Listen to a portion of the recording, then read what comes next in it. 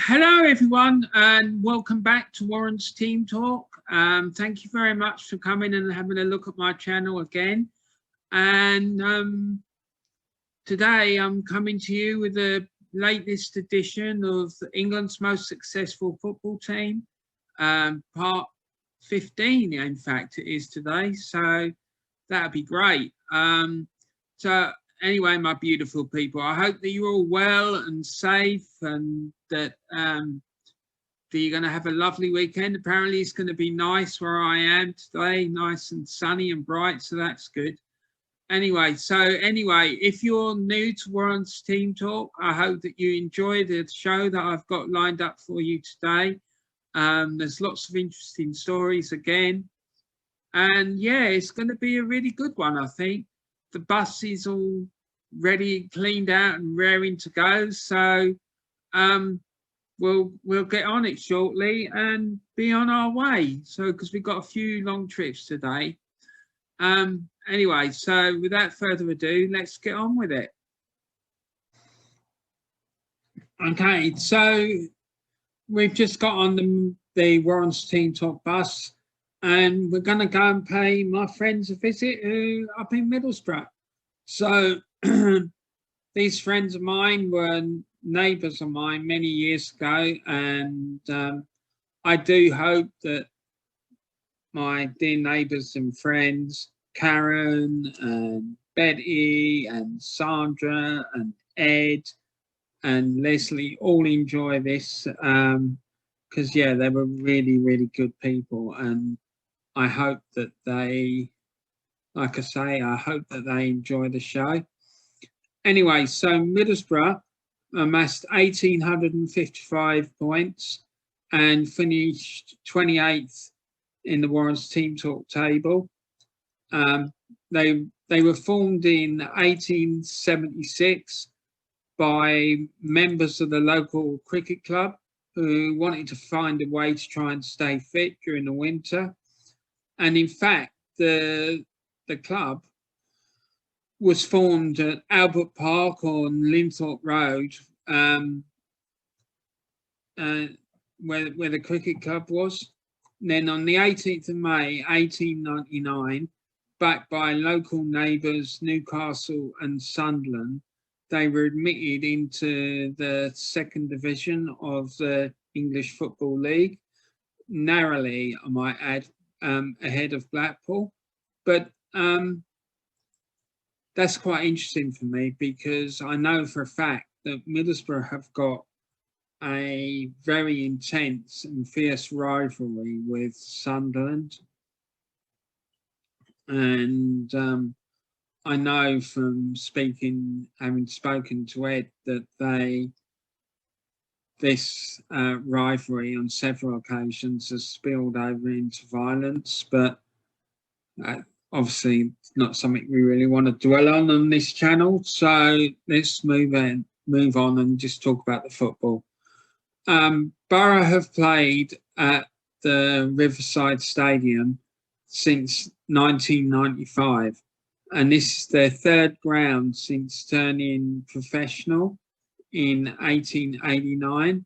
And before moving to the Riverside Stadium, the club played at Linthorpe Road from 1882 to 1903, and then to Ayresome Park for 92 years, from 1903 to 1995. Now, I have been to Ayresome Park, and it's like it was a real proper old school football ground. One I quite liked, actually. But I'll tell you more about that another time.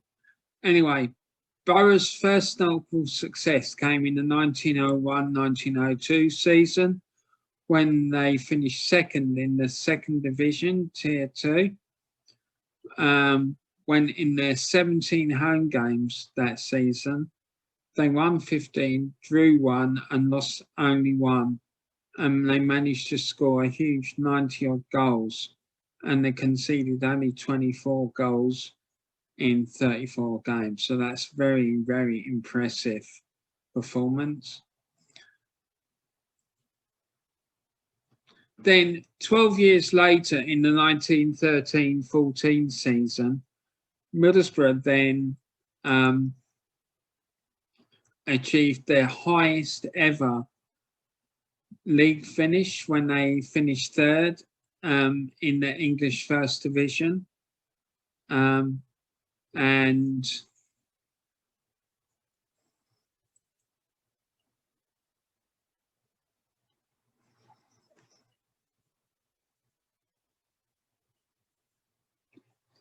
yeah, so as you can see from the table, that season they did perform very well. So they scored something like 77 goals or something.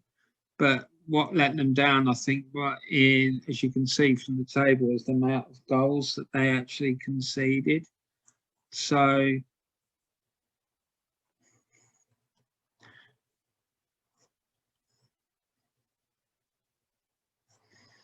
yeah, because they conceded like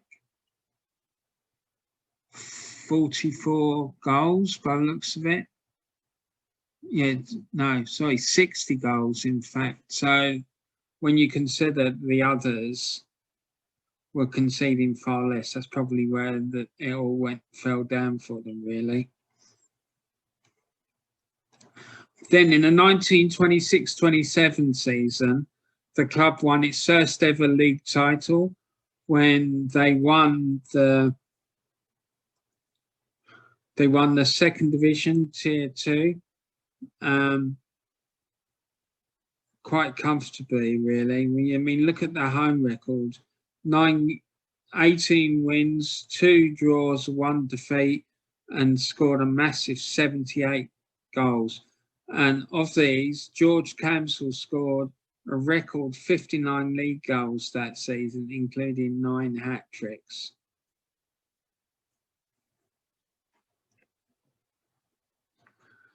So, yeah, let's just talk a little bit about George Campbell, because he would go on to continue as top goal scorer for each of the next 10 seasons. And in total, he would go on to score 325 goals in 419 games for the Borough.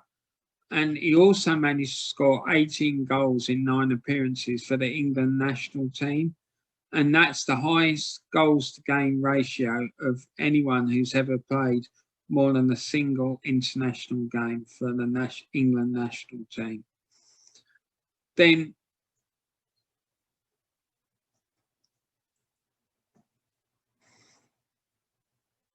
2 years later, in the 1928-29 season, the club would win the second division Tier 2 title again.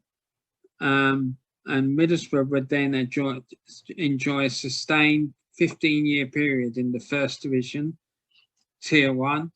And during this period, in the 1938-39 season, they secured a 4th place finish in the first division, Tier 1. And they would end up being the highest league goal scorers that year when they scored 93 goals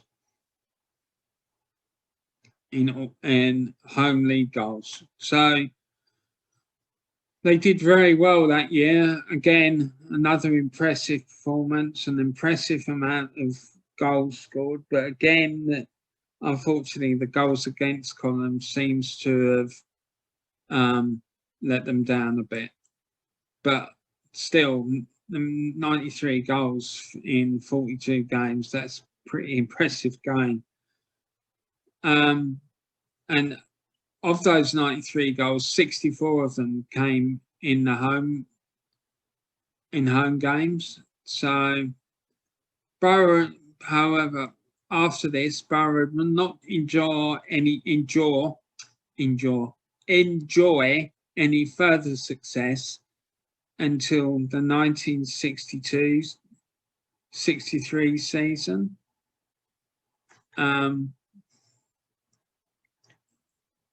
when they finished 4th in the 2nd division, Tier 2, and missed out on one of the league's 2 promotion places by 3 points to Chelsea, who finished 2nd, and that season they also finished 3rd behind their bitter rivals Sunderland by 3 points as well. So that must have been a pretty bitter pill for them to have to take. And then 4 points behind champion Stoke City.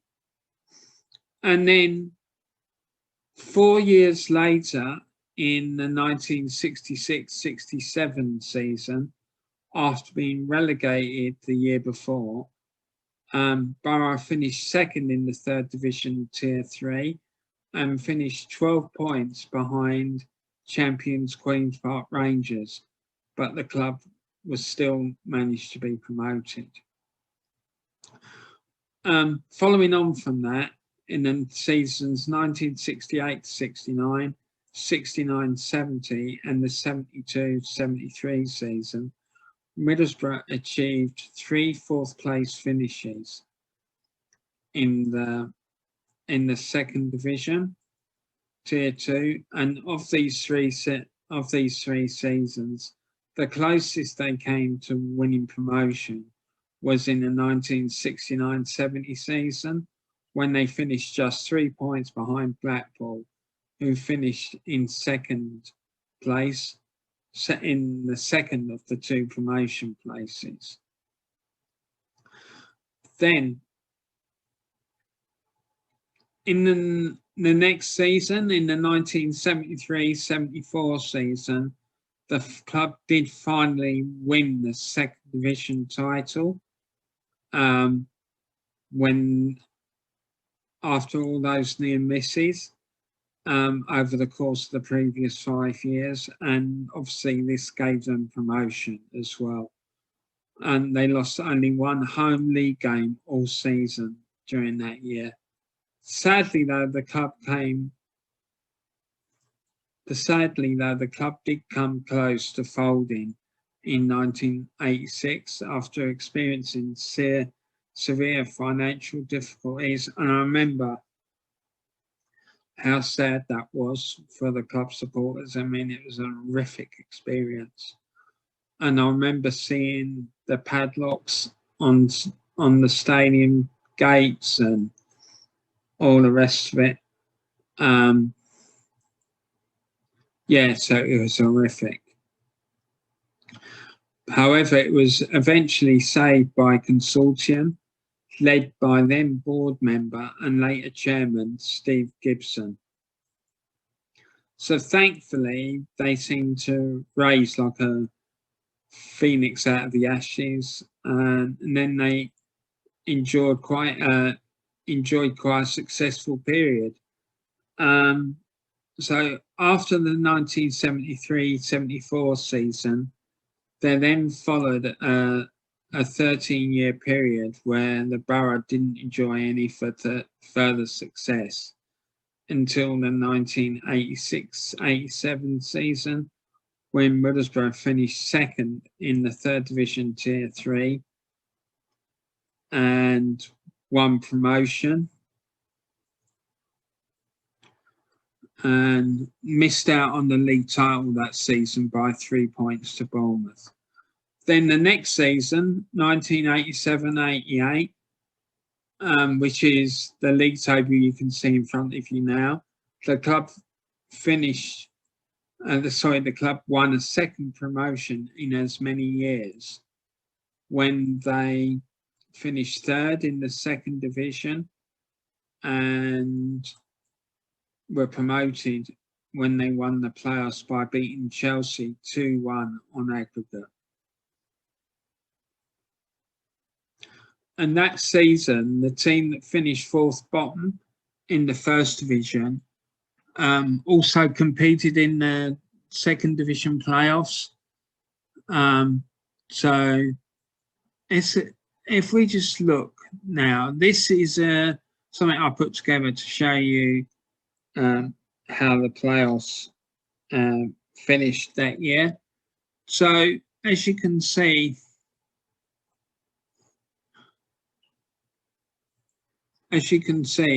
Chelsea in the first semi-final beat Blackburn Rovers 6-1 on aggregate, and Middlesbrough beat Bradford City 3-2 on aggregate. So basically what happened was that the teams that finished third, fourth and fifth in the second division, plus the team that finished fourth bottom in the first division, all went in and played this mini tournament. And as you can see then, Chelsea and Middlesbrough contested the final, which they won 2-1 on aggregate. The first game, Middlesbrough won 2-0 at Ayresome Park, I believe it was. And then the second leg, Chelsea won 1-0 at Stamford Bridge, but it wasn't enough for them to overturn that first leg deficit. Then 4 years later, in the 1991-92 season, Middlesbrough finished second in the second division, Tier 2, and won automatic promotion. And then after a further 3 years, in the 1994-95 season, Borough won the first division Tier 2 title and won automatic promotion again.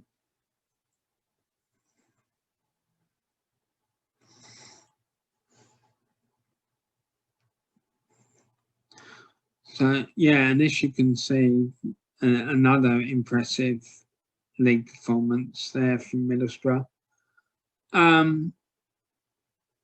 And that year, they were the only team to win promotion from the first division, because the next season, the Premier League would be reduced from 22 clubs to 20 clubs. So only one team would be promoted rather than the normal 3. So then just 2 years later, in the 1996-97 season, Middlesbrough reached 2 cup finals.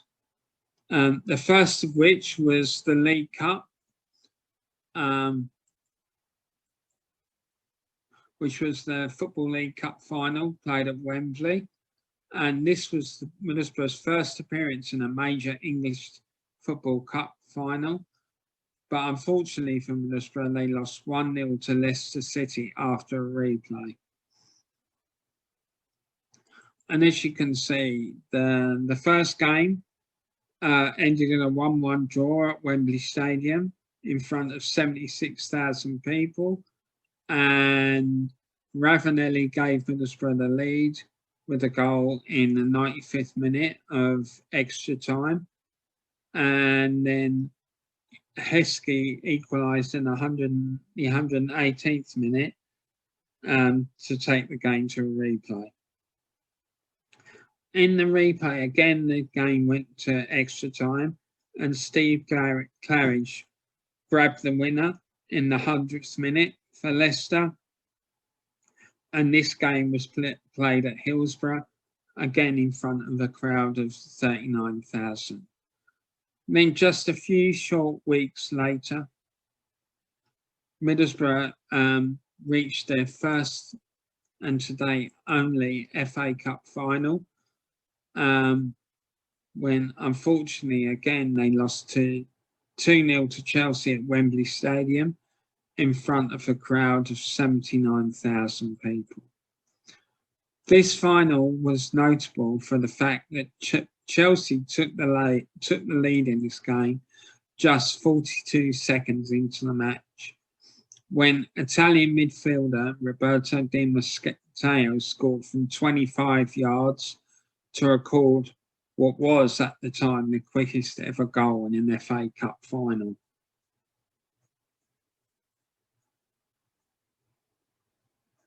The other thing to say about that final was Middlesbrough's team that day contained the Brazilians Juninho and Emerson, and also the Italian international striker Fabrizio Ravanelli.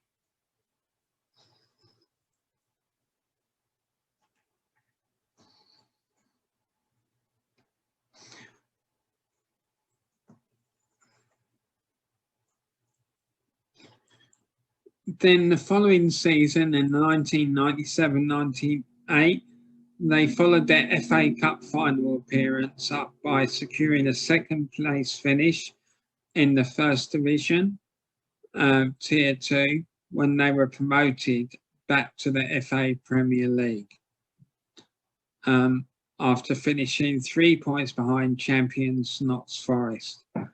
Also that season, they returned to Wembley for their third cup final in consecutive years, when again, unfortunately, they lost 2-0 to Chelsea in the final, with goals from Roberto Di Matteo and Sinclair, in front of a crowd of over 77,000 people.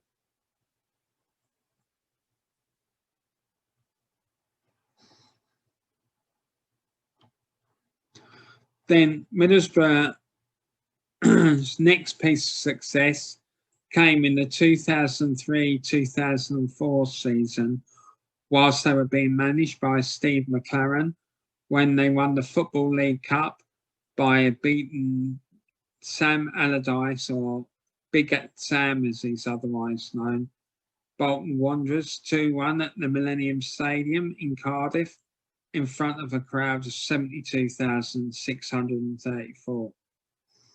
And then 2 years later, in the 2005-2006 season, Middlesbrough qualified for the UEFA Cup after finishing 7th in the Premier League the season before in 2004-05. And Middlesbrough successfully reached the final, but sadly they lost heavily 4-0 to Seville of Spain in the PSV Stadion in Eindhoven in Holland, in front of a crowd of 33,100.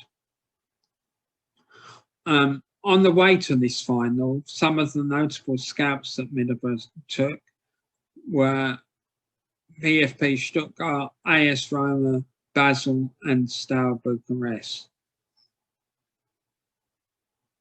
And following this cup final disappointment, McLaren left the Middlesbrough job to become the England national team manager, and Captain Gareth Southgate took over.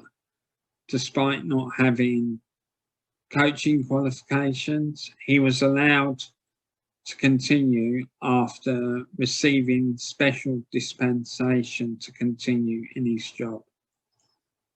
Southgate's first 2 seasons saw the club finishing 12th and 13th places, and he oversaw the club reaching the quarterfinals of the FA Cup for 3 seasons, but the club was relegated to the Championship on the last day of the 2008-2009 season.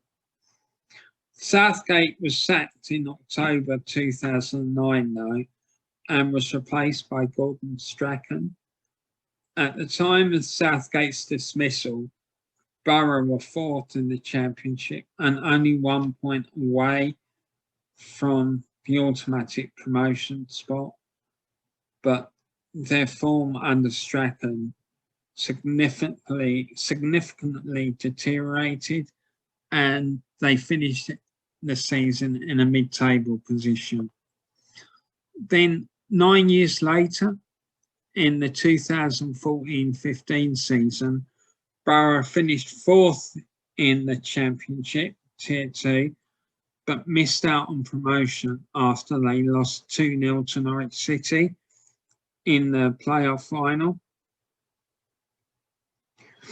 And then the very next season, they made up for this disappointment by winning automatic promotion to the FA Premier League after finishing 2nd in the Championship. So they finally got back into the Premiership. Now, one further interesting fact about Middlesbrough is that the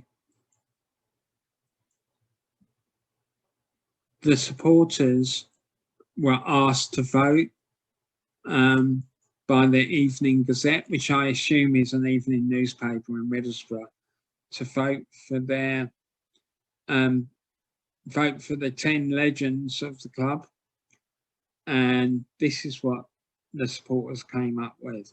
So some of the legends that they voted for was George Cabsell, who we spoke about earlier, George Hardwick, who I've never heard of, Wilf Mannion, I know about Wilf Mannion, Brian Clough, obviously I know about him, John Hickton is another one I'm not sure about, Willie Madron, now I've heard of Willie Madron, but I can't say that I've ever seen him play, Tony Mowbray, Bernie Slaven, Johninho and Gareth Southgate. So for any Borough fans who are watching this, please feel free to put your club legends in the description below, and also feel free to put in your greatest ever Middlesbrough team. And if I do get any responses to that request, I'll mention them in the next week's video, and we can have a look at some of those teams. So yeah, that's the Middlesbrough story. I quite enjoyed that one, especially that stuff about George Cabsell. I mean, he sounds like he's an absolute goal monster. I mean, scoring over 350 odd goals, that's just amazing. So we've had a good rest after our long trip up north to Middlesbrough, and we're on our way again. We're on our way down to the south coast this time, and we're going down to the naval port of Portsmouth. And we're off to see Pompey, or Portsmouth.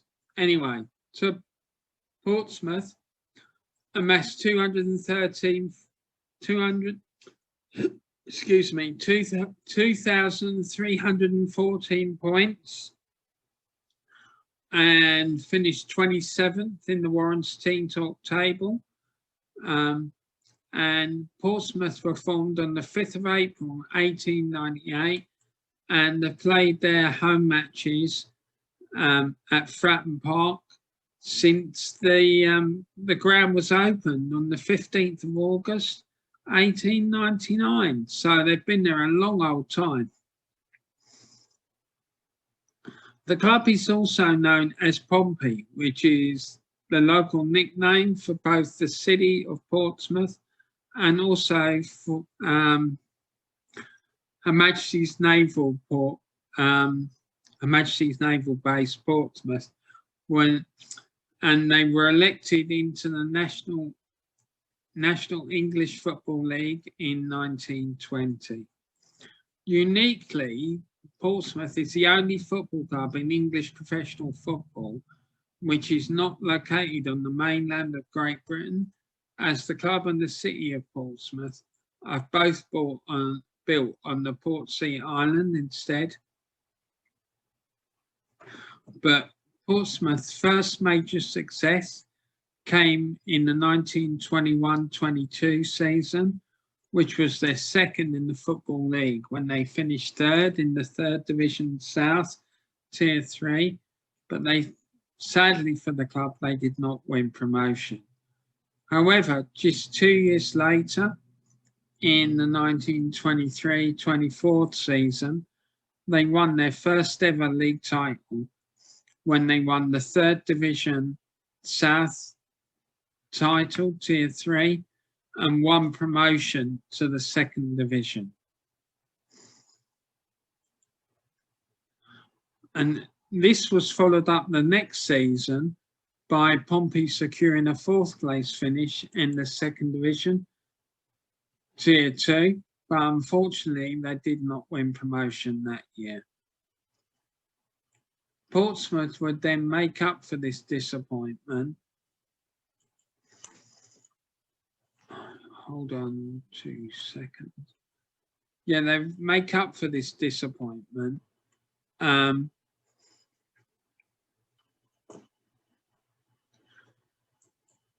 Just 2 years later, in the 1926-27 season, when they secured a second place finish in the second division, Tier 2, and won promotion up to the first division, Tier 1, by edging out Manchester City on goal average. After both clubs finished on 54 points, and they were separated by 0.006 of a goal, which is madness, isn't it? How can you have 0.006 of a goal? I mean, it's just bonkers. Anyway, this promotion also meant that Pompey became the first club south of London to reach the first division, Tier 1.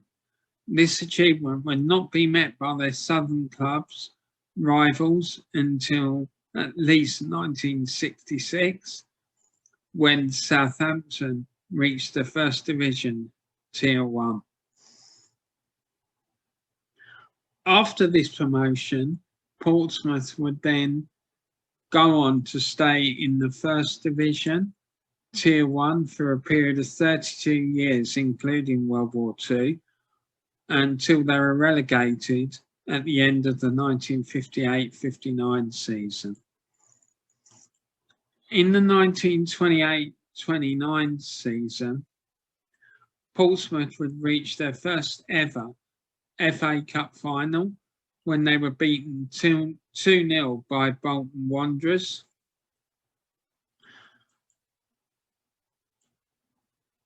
At Wembley Stadium in front of a crowd of 92,576. And then just 2 years later, Pompey would successfully finish fourth in the first division, Tier 1, in the 1930-31 season. Portsmouth would then return to Wembley again in the 1933-34 season, just 5 years after their first appearance for their second FA Cup final. And again, sadly for Pompey, they ended up losing 2-1 to Manchester City in front of a crowd of 93,258. And then in the last full season before the outbreak of World War II, Pompey would make up for the two disappointments of Wembley FA Cup final defeats by defeating Wolverhampton Wanderers by 4-1 in the FA Cup final, which is obviously a comfortable victory for the Pompey. And they did this in front of a crowd of 99,370.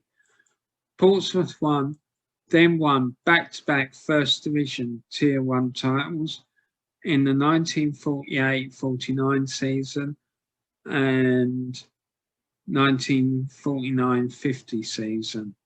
So the slide here you can see is from the first of those two triumphs, when they didn't lose a single game at home all season. And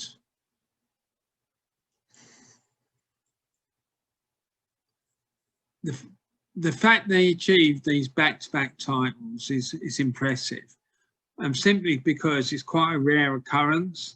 And in fact, only 11 clubs have managed to do this in the top tier of English football in the 131 years that it's been in existence.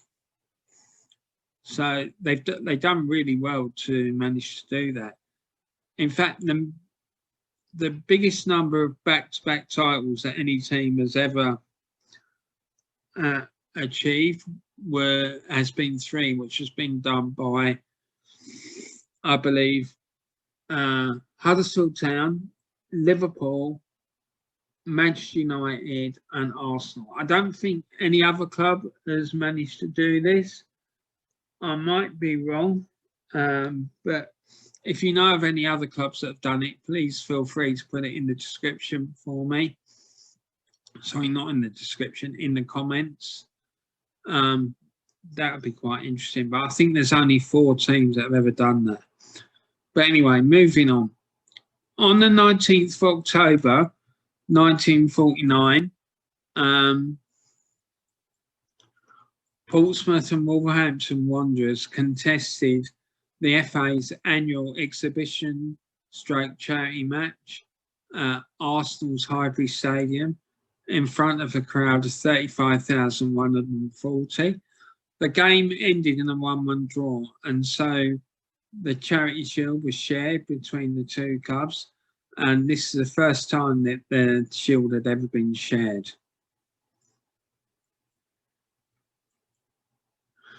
After Pompey's consecutive league title wins,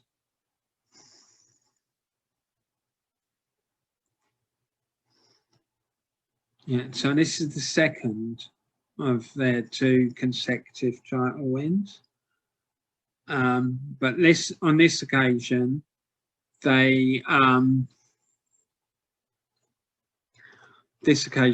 did step up twice at home, but they won the league title on goal average from second place Wolverhampton Wanderers. I mean, poor old Wolves, they must have been sick of the sight of Pompey at this stage, I would have thought. They lost the cup final term. They they drew a charity shield match, and now they missed out on goal average in a league title race. I mean, it's just, you couldn't make it up, could you? Yeah, so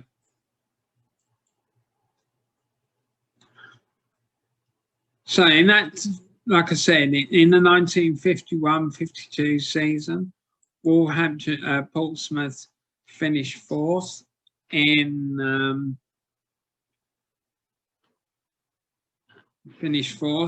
the first division.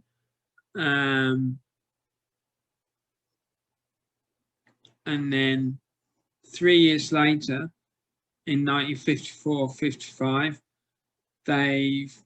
they'd secured a 3rd place finish.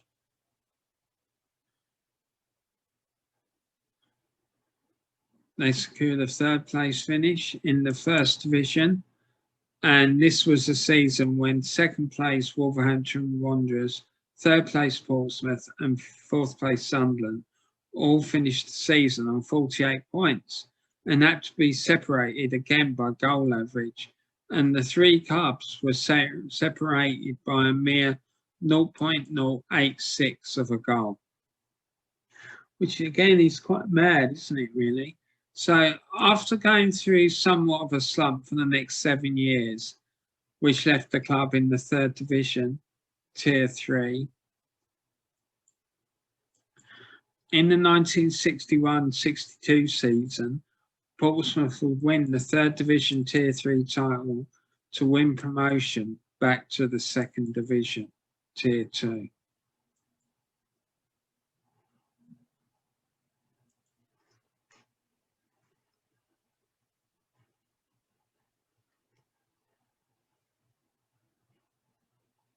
So that is the league title for that year. And as you can see, they won the league title that year with a gap of 3 points over 2nd place Grimsby. Then again, it would be a further 18 years before they enjoy any further success. When in the 1979-80 season, they finished 4th in the 4th division. They won the 3rd division Tier 3 title, which returned the club to the 2nd division Tier 2.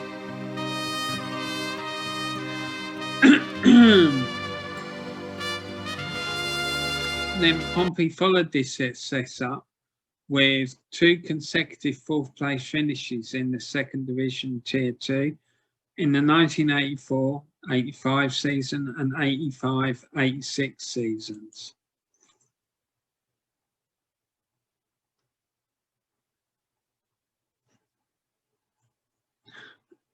And then in the 84-85 season, they missed out on promotion to the 1st Division Tier 1 on goal difference to Manchester City. And in the following season, 1985-86, they missed out on promotion to Wimbledon again, but this time by 3 points. And then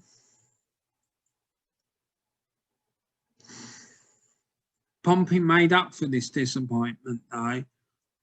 They missed out on this disappointment by missing out on promotion for the 2 previous seasons by finally winning promotion back to the 1st Division Tier 1 in the 1986-87 season after they finished 2nd in the 2nd Division Tier 2. But unfortunately, they were immediately relegated back to the 2nd Division Tier 2 the following season. In the 1992-93 season, Portsmouth secured a 3rd place finish in the 1st Division Tier 2, but missed out on promotion to the FA Premier League after losing in the playoff semi-final 3-2 on aggregate to Leicester City.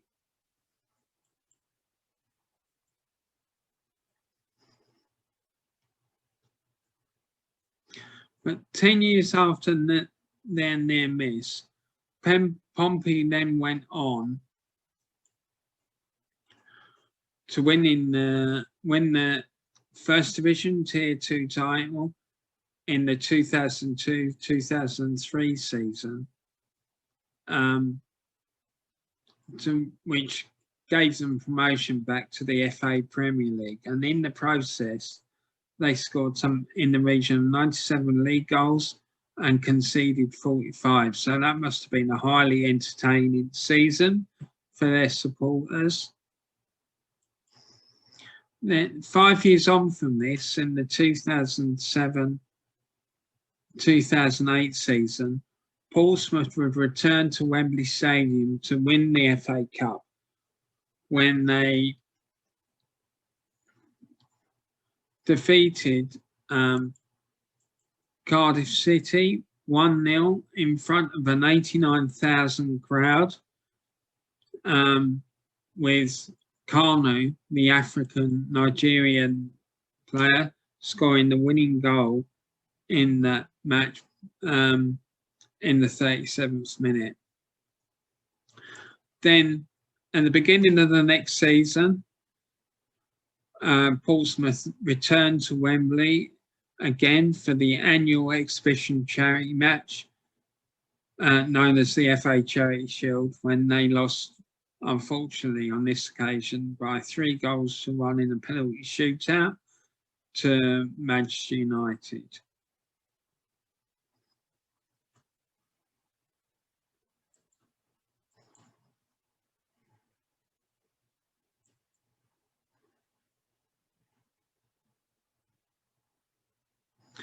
Also this season, Portsmouth competed in the UEFA Cup, which was their first and so far only foray into European competition. And their run in this competition saw them account for Victoria Guimarães of Portugal 4-2 on aggregate in the first round, which qualified them for the group stages of the UEFA Cup. But unfortunately, in the group stages, they were eliminated. And In these group stages, they played Wolfsburg of Germany, Milan of Italy, Braga of Portugal, and Heerenveen of Holland. So it was quite a tough group, really, to be fair. I mean, there's some good sides there. So they only narrowly missed out as well. So they looks like they gave a good account for themselves. Anyway, in the very next season, the 2009-2010 season, Portsmouth again returned to Wembley Stadium for another FA Cup final. However, sadly, on this occasion, again, they lost out to Chelsea by 1-0 in front of a crowd of 88,335 people. So, yeah, another disappointment there, unfortunately, for Pompey.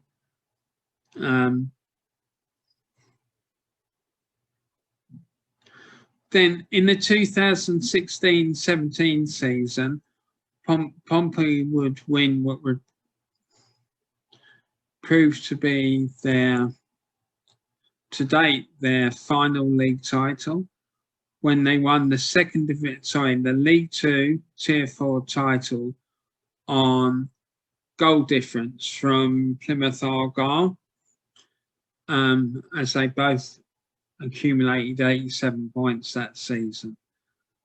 And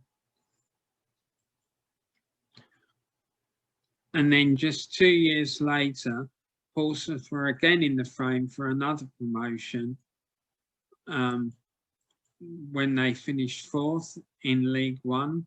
But unfortunately, on this occasion, they missed out on promotion when they lost 1-0 on aggregate to Sunderland in the playoff semi-finals. Also that season, Portsmouth again returned to Wembley Stadium. And on this occasion, it was for the EFL Trophy, where they played Sunderland in front of a crowd of 85,021 people. And on this occasion, they were successful as they, after a 2-2 draw after extra time, they defeated Sunderland 5-4 on penalties. And yeah, so they must have been happy about that, I'm sure. And I'm sure the good people in Middlesbrough would have been very happy to see that result. So there you go. And Portsmouth became one of a small group of English football clubs to win all 4 tiers of current English professional football, after Wolves, Burnley, Preston North End and Sheffield United. So congratulations to them for that. Now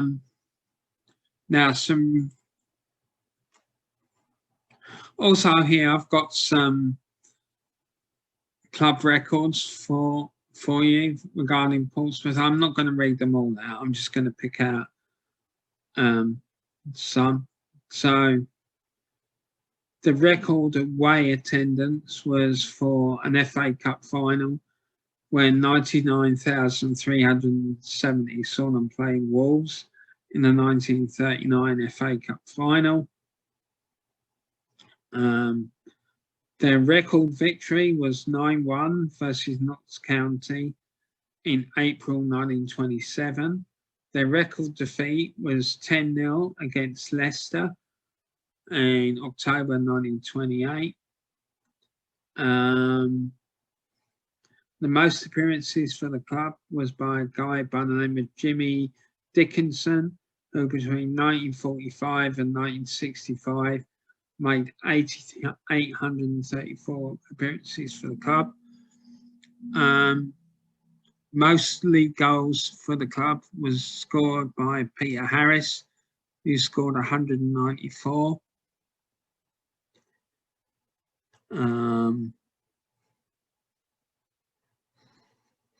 And the record transfer, this is an interesting one.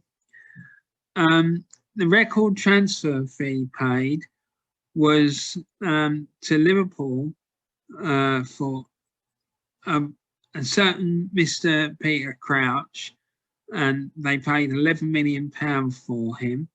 Now, what I want to know is, can any of you guess who bought him for Portsmouth? Now, I'll give you two guesses who that might have been, and I'm not even sure. It might have been on this character's favourite day of the year, transfer deadline day. Yes, you guessed it. It was our beloved Harry Redknapp. Crouchy! Oi, Crouchy! Yeah, he loves Peter Crouch. I don't know how many times he's signed him, but he absolutely loves him. So we've come back from our day out at the seaside down at Portsmouth. We had our fish and chips and all the rest of it, and found out all about Portsmouth. So it was a good day out, really.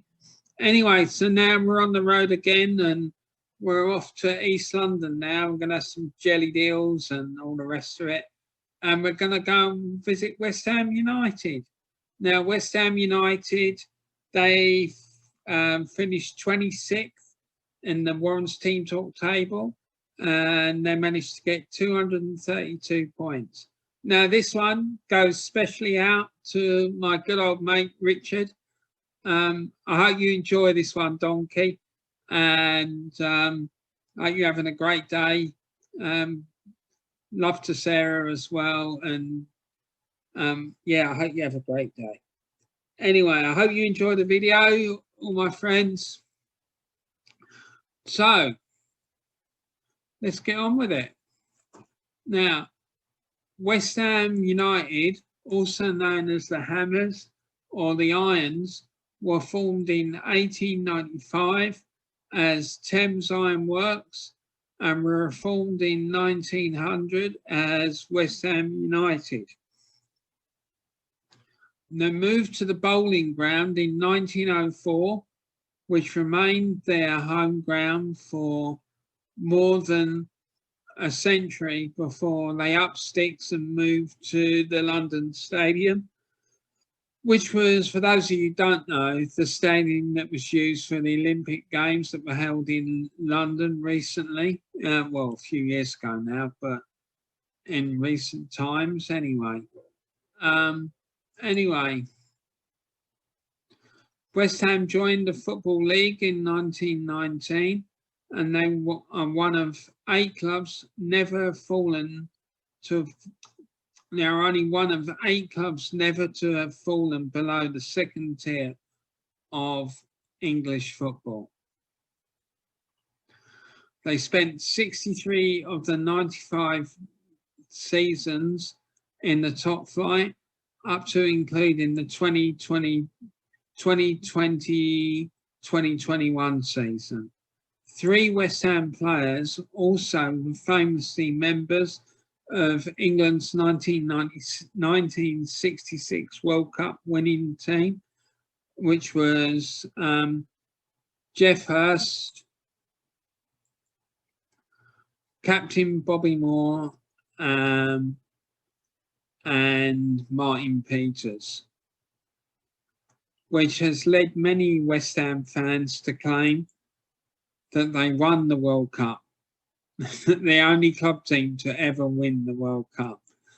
Anyway, West Ham achieved their first notable success in the 1921-22 season, when they secured a 4th place finish in the 2nd Division Tier 2. And then the following year, in the 1922-23 season, the club went on to achieve a 2nd place finish in the 2nd Division Tier 2 to win promotion when they finished 2 points behind champions for that year, Notts County. And they edged out Leicester City into 3rd place on goal average by 0.181 of a goal.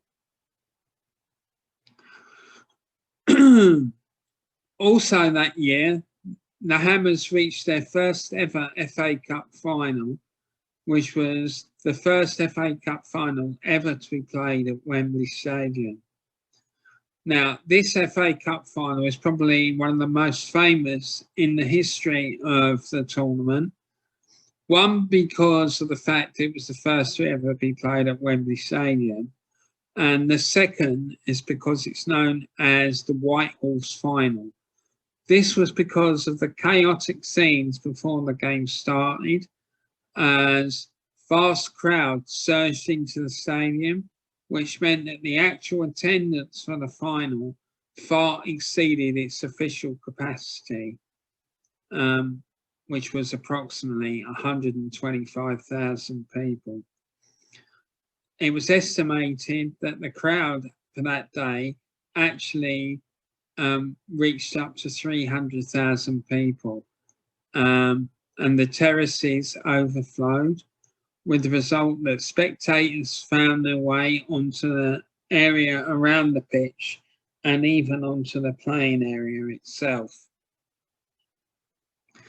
Mounted policemen, including one on a light-coloured horse, which became the defining image of the day, had to be brought in to clear the crowds from the pitch and allow the match to take place. And the match itself started 45 minutes late, and unfortunately for the Hammers, they lost the game by 2-0 to Bolton Wanderers. And no, Big Sam wasn't in charge of Bolton at the time. And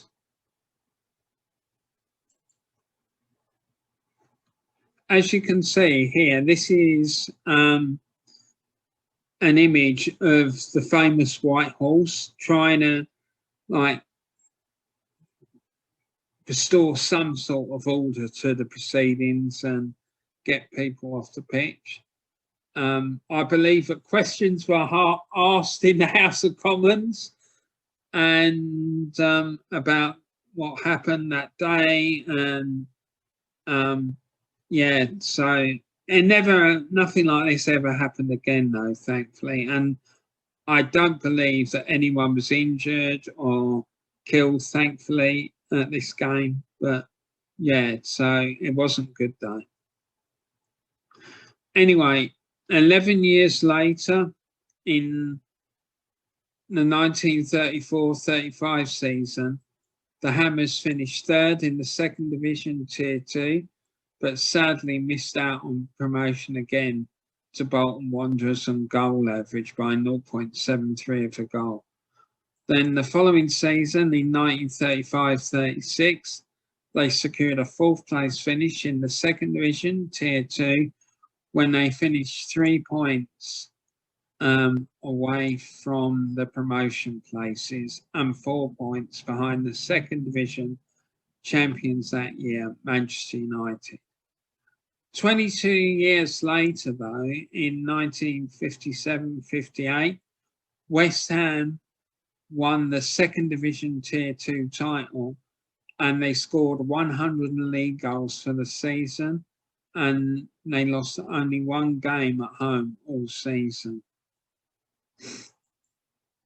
Yeah, so as you can see, that year, if we look at the league table, they managed to amass 56 goals at home and 45 goals away from home. So a very impressive performance. And there must have been a very entertaining team to watch, because they conceded somewhere in the region of 54 goals as well. So yeah, there must have been a great side to watch, that's for sure. Then 6 years later, in the 1963-64 season, West Ham won their first ever FA Cup when they defeated Preston North End 3-2 at Wembley Stadium in front of a crowd of 100,000, so a capacity crowd. As a result, And then as a result of their FA Cup victory, they contested the FA's annual charity exhibition match at the beginning of the start of the next season. Now, this game, intriguingly for me, was played at Anfield between Liverpool and West Ham. Now, this I find a bit strange because I was under the impression that these charity matches had to be played at a neutral ground. So quite how it ended up being played at Anfield, I have no idea. But if anyone knows and there's a reason why that happened, please let me know in the comments because I'm quite intrigued about this, really. Anyway, the game itself ended in a 2-2 draw. Jeff Hurst scoring the equalising goal for West Ham in the 84th minute. And again, this was another occasion when, as a consequence of it, and the game ending in the draw, the shield was shared.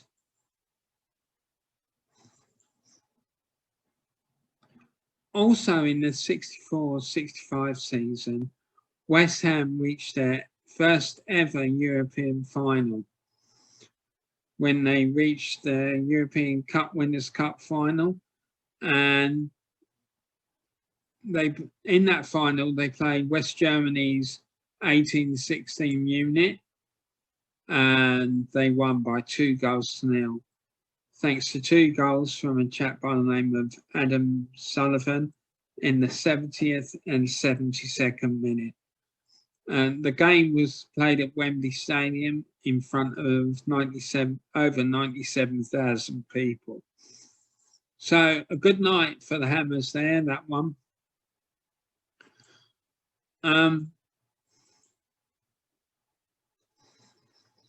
The next season, 1965-66, West Ham reached another final when they went to the Football League Cup final. But unfortunately, on this occasion, the Hammers lost 5-3 on aggregate to West Bromwich Albion. 10 years later, though, in the 74-75 season, West Ham reached the FA Cup final again, and they won this game by 2-0 against Fulham at Wembley Stadium, with Alan Taylor scoring both goals in the 60th and 64th minutes, again in front of a capacity 100,000 crowd. So, yeah, it's a good bit of success there for West Ham.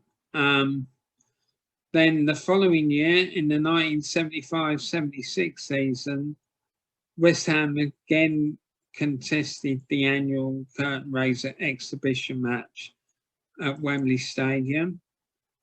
This time in front of a crowd of 59,000, but this time, unfortunately, they lost out by 2-0 to the previous season's league champions, Derby County.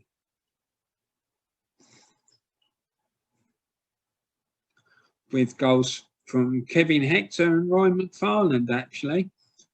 That season, West Ham also reached their second European Cup Winners' Cup final, but on this occasion, they lost by 4-2 to Anderlecht at the Heysel Stadium in Brussels in front of 58,000 fans. Then 4 years later, in the 1979-80 season, West Ham won their third FA Cup when they defeated London rivals Arsenal by 1-0, thanks to a goal in the 13th minute by Trevor Brooking. And this goal was quite unusual in the fact it was a header, and Trevor Brooking hardly ever scored headed goals.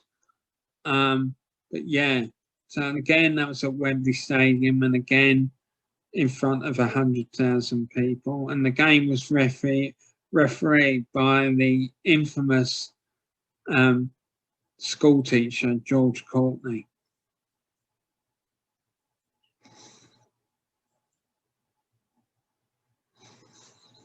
Now, moving on, at the beginning of the 1980-81 season, West Ham contested again the Charity Shield, again at Wembley Stadium and again against Liverpool. But this time they didn't play at Anfield. They played it at Wembley Stadium in front of a 90,000 crowd. And again, Liverpool won. Sorry, again, this time Liverpool won by 1-0, thanks to a 17th minute goal by Terry McDermott.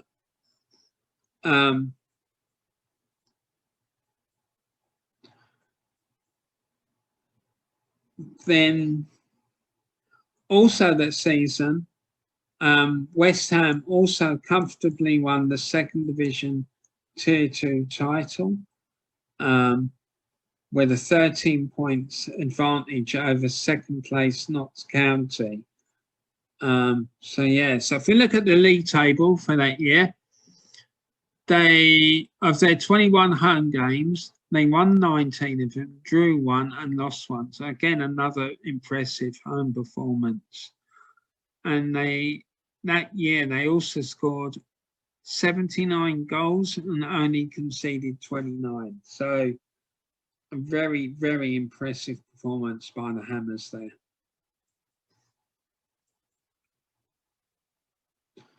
Also that season, the Hammers, we already talked about that.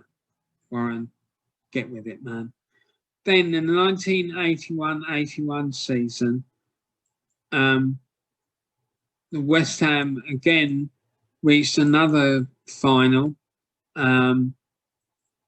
when they unfortunately lost to Liverpool in the League Cup.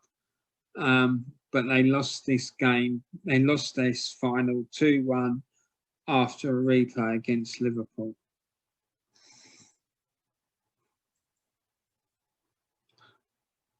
The first game had ended in a 1-1 draw at Wembley Stadium in front of a 100,000 crowd, but the replay at Villa Park, Birmingham, was played in front of over 36,000, which Liverpool won 2-1.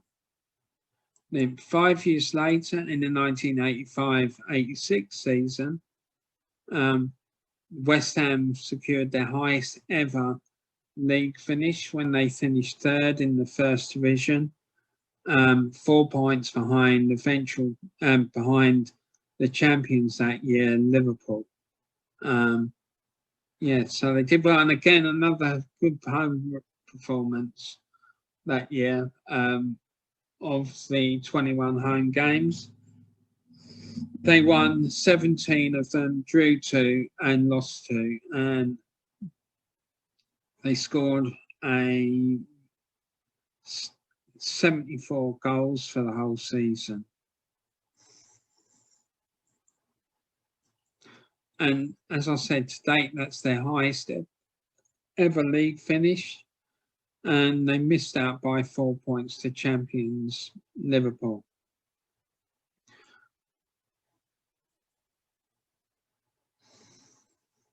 Then between 1990-91 season and 1992-93 season, the club had something of a yo-yo existence.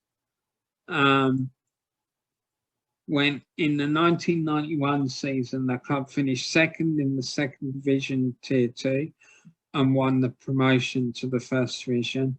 And then the next season, 1991-92, they were relegated back to the first division Tier 2. And then in the 1992-93 season, they secured a second place finish to win promotion to the FA Premier League. Then in the 2003-2004 season, the Hammers finished 4th in the first division Tier 2, but unfortunately the Irons did not win promotion as they lost 1-0 to Crystal Palace in the playoff finals. Then the next season, in the 2004-2005 season, West Ham finished 6th in the Championship, but this time they successfully won promotion to the FA Premier League when they beat Preston North End in the playoff final. So they finally managed to get back up there.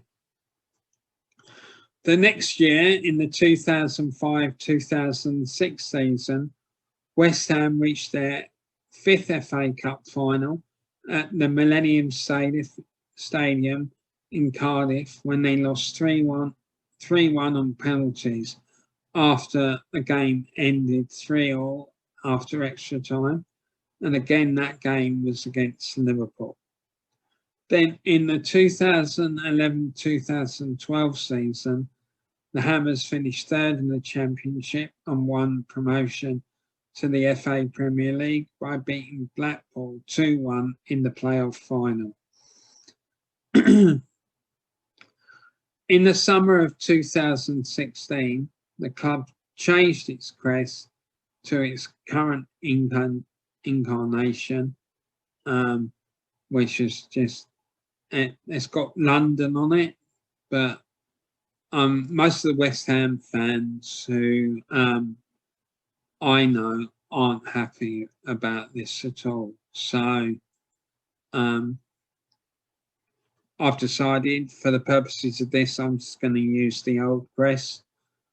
But there will be, you'll be able to, I'm going to show you the new crest in a little while. Anyway, in the 2003 book, The Official West Ham United Dream Team, 500 fans were quizzed, I should say, for who would be in their all-time Hammers 11, but the voting was restricted to players from the modern era, and the team they came up with, we can see here. So in goal, they voted for Phil Parkes. Left back, they voted for Julian Dix. Centre back pairing of Alvin Martin and Bobby Moore, and right back of Ray Stewart. Then in midfield, they opted for a defensive midfielder of Billy Bonds.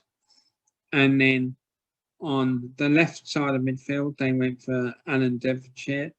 Right-hand side of midfield, Martin Peters. Attacking midfield, Trevor Brooking. And up front, they went for Jeff Hurst and Paolo Di Canio. So that was the West Ham Dream Team. Please feel free, if any of you West Ham fans out there, to put your dream team in the comments. I'll be interested to see what players you would have selected in your teams and who your favourite ever West Ham player was. So that'll be interesting.